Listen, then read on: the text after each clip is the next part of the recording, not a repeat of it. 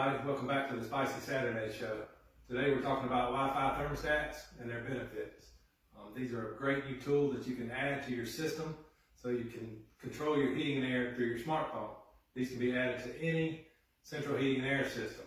This will allow you to remotely turn your system on and off via your cell phone, adjust your schedules, and put in a pre-programmed schedules. Most of us have a program in our thermostat already, but we're scared to set it because we just don't know how, or it just seems too complicated. So this is a very user-friendly setup.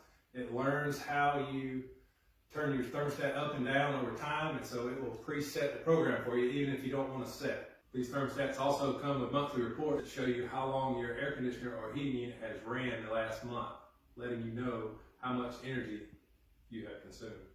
These can be used in offices, churches, second homes, any place you don't visit often and you need to adjust the heating and air, know if it's running, know the temperature in there.